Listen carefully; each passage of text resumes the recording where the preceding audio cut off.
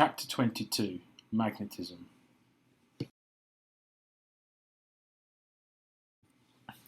Here is the overview of Chapter 22. We will first introduce the concept of the magnetic field. We will then talk about the magnetic force, which is something that moving charges are susceptible to. We will talk about the motion of charged particles in a magnetic field. We will then talk about the magnetic force exerted on a current carrying wire.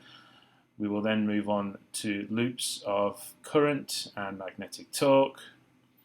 We will then talk about electric currents and how they can generate magnetic fields. We will show this for current loops and solenoids.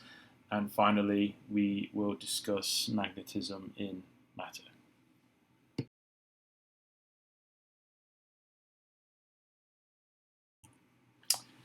Permanent bar magnets are things that give a rise to a magnetic field. A bar magnet will have two poles. On one end there will be a north pole, and on the other end there will be a south pole. If two bar magnets are placed near each other and a north pole faces a south pole, there will be an attractive force between each of the magnets. The force will be equal in magnitude on each of the magnets, but have an opposite direction. If we then line up the north pole of one magnet to the north pole of another magnet, we will have a repulsive force, which will again be equal for both magnets in terms of magnitude, but have an opposite direction. If a magnet is broken in each half, it will become two magnets, each with their own set of poles. We have a magnet on the left with a south and a north pole, and a magnet on the right, again with a south and a north pole.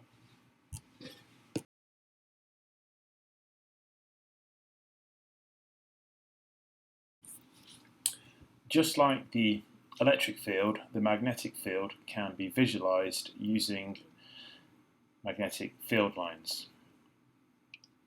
We have an example on the right where we have a magnet with a south and a north pole, and the magnetic field lines are shown by the loops.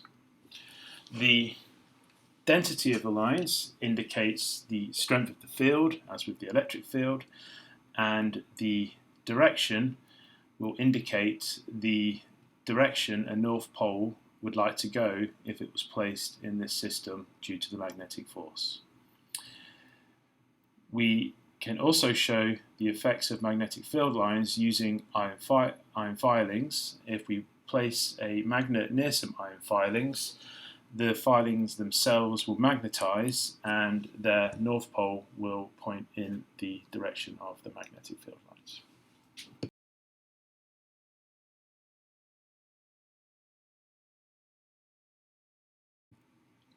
The Earth's magnetic field actually resembles that of a bar magnet. Since the North Pole on any compass will point to the geographical North Pole of the Earth, the geographical North Pole actually contains a magnetic South Pole. This is why a compass will point north.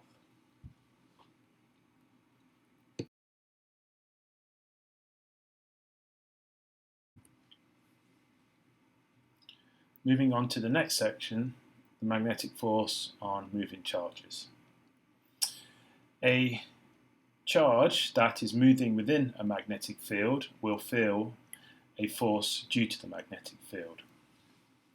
That magnetic force is equal to the value of the charge times the speed of the charge times the strength of the magnetic field, B, times sine theta, where theta is the angle between the velocity and magnetic field vectors. The force itself will be perpendicular to both the velocity and magnetic field direction, and the force will be maximum when theta is equal to 90 degrees. In this case, sine theta will be 1. The force will be minimum when the velocity and magnetic field vectors point in the same direction. This will give us a theta of 0, which leads to a sine theta of 0, which will lead to an f of 0, looking at the equation above.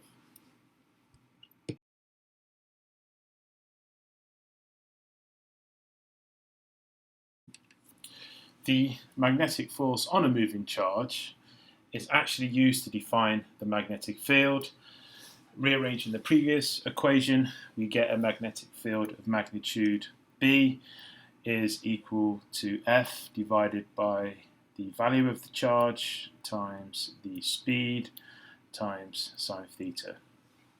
The units of the magnetic field are given in Tesla, and 1 Tesla is equivalent to 1 Newton per ampere meter.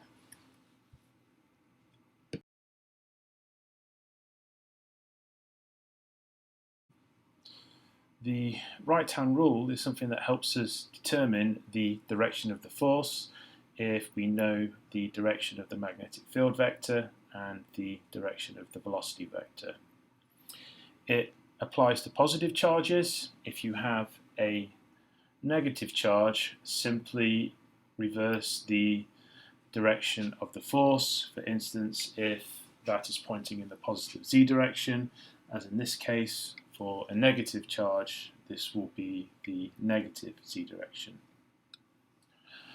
For the positive charge, the thumb represents the force, the forefinger, the velocity, and the index finger, the magnetic field.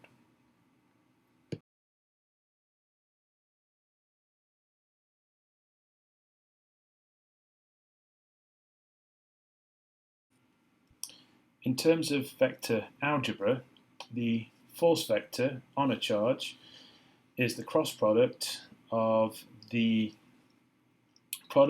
charge and velocity vector, which is itself a vector, and the magnetic field vector.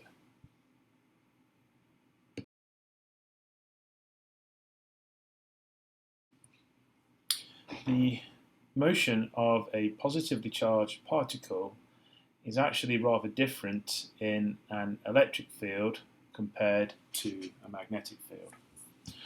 On the left, we have a positively charged particle moving with velocity vector v. The force vector is in the same direction as the electric field vector, and we find that this force vector will push the charge downwards. On the right, we have the same charge moving in a magnetic field that's pointing in the same direction as the electric field. In this case, the force vector is not in the same direction as the field. It's perpendicular to both the velocity and the field vectors, and this essentially causes the charge to have a circular orbit shown in the diagram.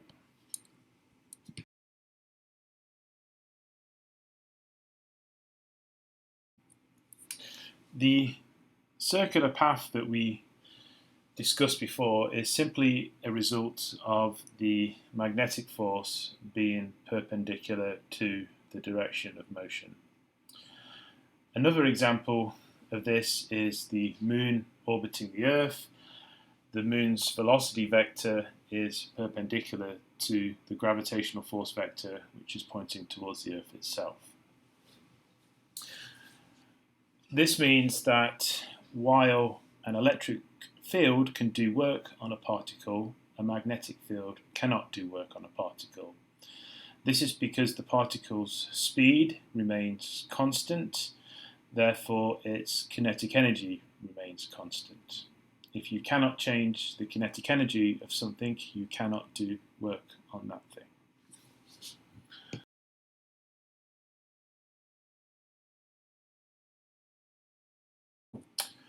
For a particle of mass m and charge q moving at a speed v in a magnetic field with strength B, the radius of the circle it will travel is equal to the mass times the velocity divided by the charge times the field, or the momentum divided by the charge times the field.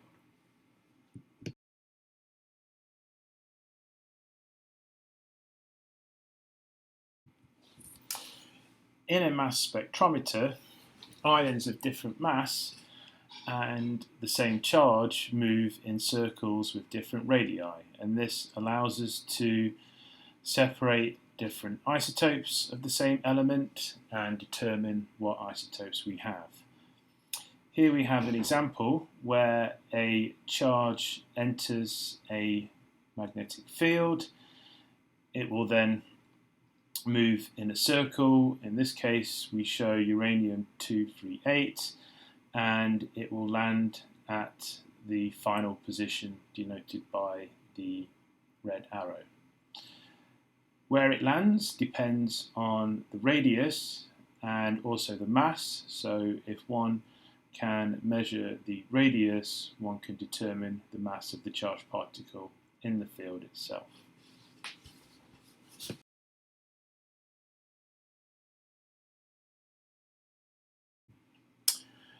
Another example is the star experiment. The experiment sits in a uniform magnetic field, which in this example is pointing out of the screen. Charged particles pass through the detector. The path of the charged particles can be recorded, and by calculating the radius of a particular path and by knowing the charge and magnetic field, we can determine the momentum of the particles that enter the detector.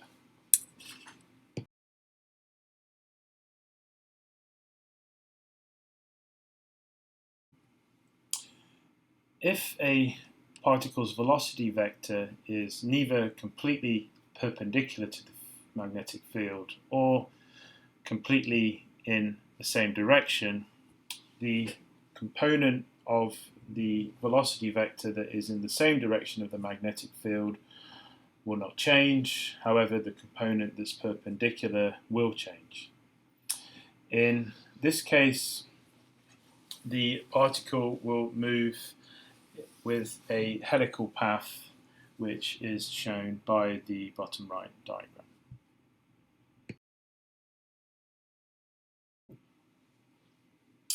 Just as a moving charge, a wire carrying current in a magnetic field will have a magnetic force. This is simply due to the fact that a wire itself will contain moving electric charge. The force on the wire will equal the current times the length times the strength of the B field B times sine theta, where theta is the angle between the field vector and the current vector. Again, the force will be maximum when this angle is 90 degrees and minimum when this angle is 0 degrees.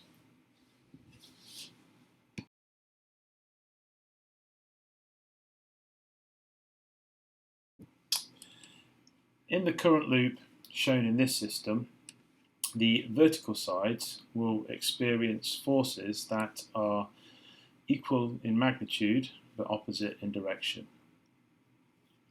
On the right side, where the current flows downwards, the force will point out of the screen, and then when we go to the left side, where the current flows upwards, the force will be away from the screen. This creates a torque, a force that enables things to rotate around the vertical axis of the loop, which is shown by the long dashed line. Torque, if we remember from 1301, is simply the product of a force and a distance in which the force exerts itself.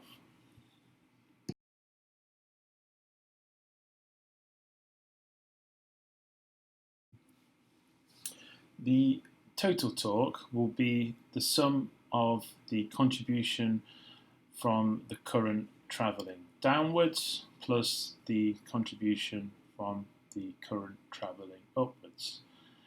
This can be arranged so torr is equal to the current times the B field times the height of the loop times the width of the loop. Since the area of the loop is equal to the height times the width, the final expression for torr is equal to the current times the area times the magnetic field.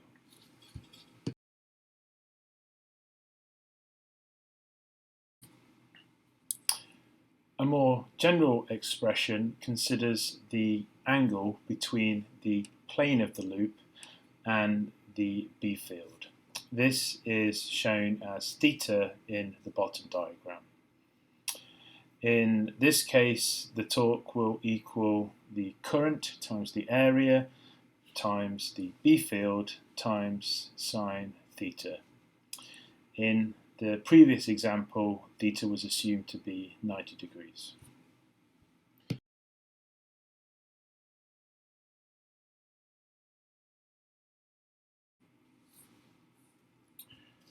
If there are multiple turns within the loop, then the expression for torque can be generalized further if n equals the number of turns and theta is the angle between the plane of the loop and the B field, then the torque will equal the number of turns times the current times the area times the B field times sine theta.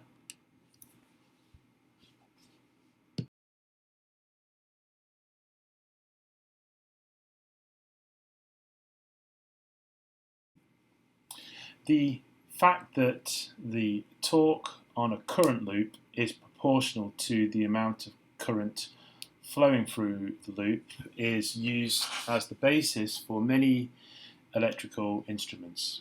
Here we have a galvanometer, and this measures the presence of current. What happens is the current, if there is any, is made to pass through the coil.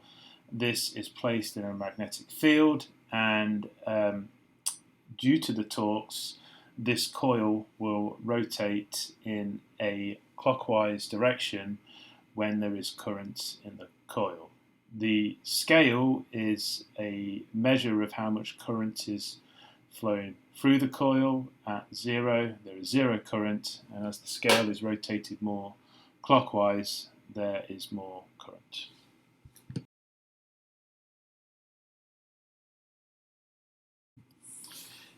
It is an experimental fact that electric currents themselves will generate a magnetic field. So not only are they influenced by other magnetic fields that apply a force onto them, they generate their own magnetic field.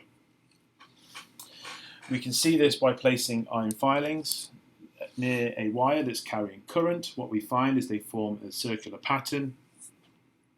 If we were to rotate a compass around the wire, we would find that the direction would continue to change to indicate a circular direction for the magnetic field.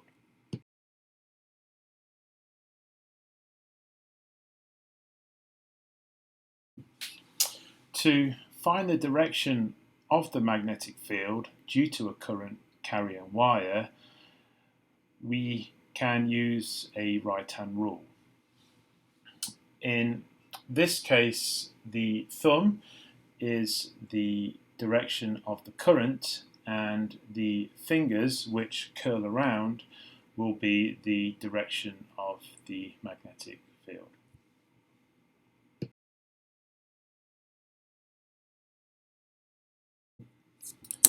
The magnetic field itself will be inversely proportional to the distance and proportional to the value of the current. So one can increase a magnetic field by either increasing the amount of current or decreasing the distance between where you are and where the current is flowing.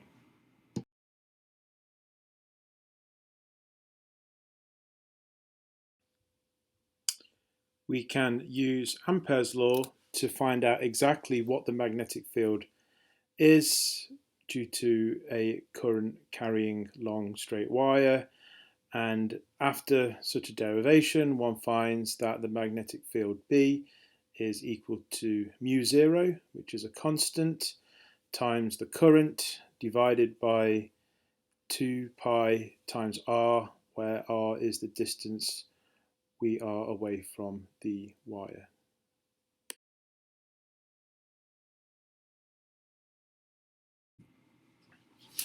When we have two wires that are close to each other that both carry current, each of those wires will experience a force.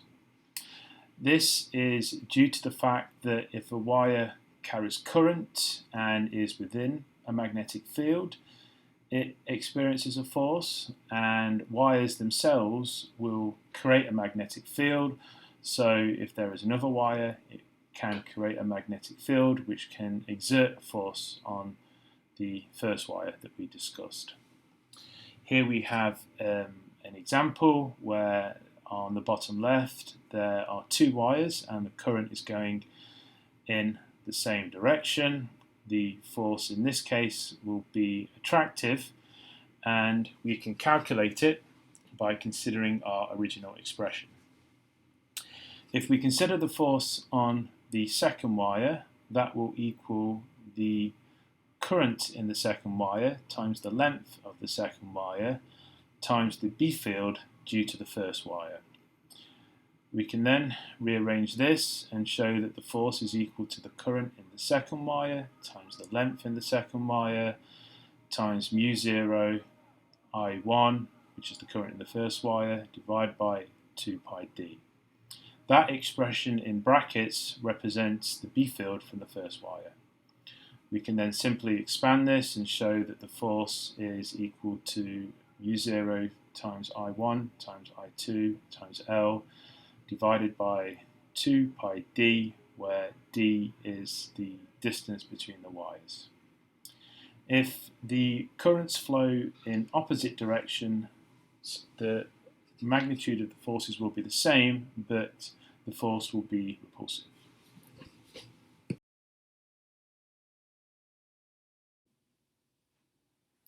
The magnetic field of a current loop is similar to that of the magnetic field due to a bar magnet. In the center of the loop, the magnetic field is given by the number of turns times I mu0 divided by 2 times r, where r is the radius of the current loop.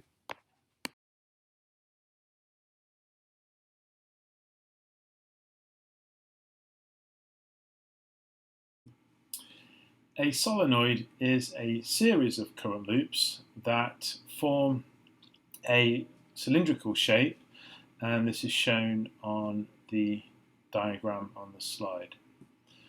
The magnetic field configuration again is similar to that of a bar magnet. What is very useful about a solenoid is the magnetic field within the loops themselves. If one looks at the magnetic field lines, one sees that they are evenly spaced, and this demonstrates the solenoid has a uniform magnetic field within the cylinder itself.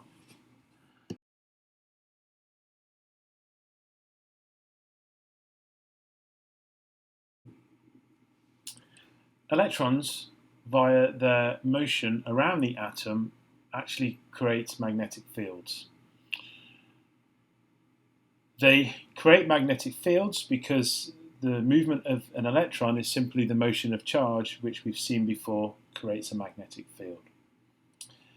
Each atom will have its own magnetic field, and the many atoms which have many magnetic fields often point in random directions, and this leads to a zero magnetic field on average. However, sometimes the atoms will have a tendency to align their magnetic fields with each other, and this creates a net magnetic field. For materials in which this is applicable, these are called ferromagnetic.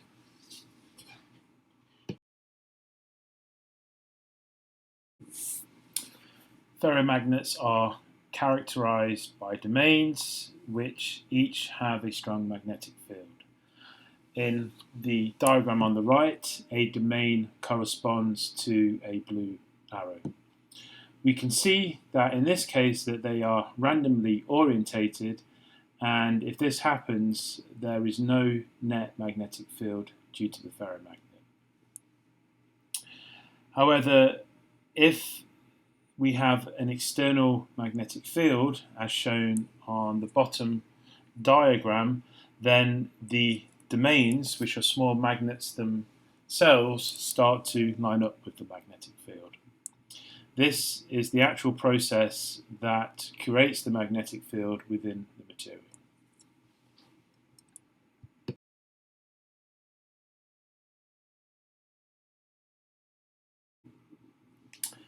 Permanent magnets, one of which is shown on the slide, are ferromagnetic. These materials essentially preserve the memory of a magnetic field that they once existed in. The magnetic field leaves, but the alignment that we discussed in the previous slide remains, and these materials are therefore magnetic in the sense that they give rise to a magnetic field.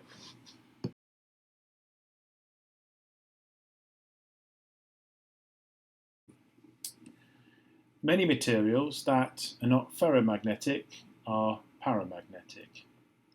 Here we have an example of their typical behavior. We start off with no external magnetic field, and we find the domains are randomly orientated. We then apply an external magnetic field, and the domains line up with this field. However, when we remove the external magnetic field, the domains become randomly orientated again, and there is no additional magnetic field generated from the memory of the situation when the magnetic field was turned on. What we have is something that is not magnetic anymore.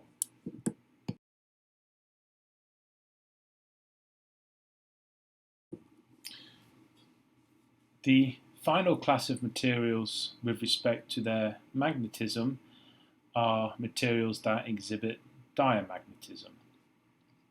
In this case, when one applies a magnetic field, the internal magnetic field induced is in the opposite direction to the applied magnetic field. This can aid with levitation. On the left, we see a frog that suffers no discomfort. It's placed in a strong magnetic field, and the diamagnetic properties mean that it will be suspended in a particular place.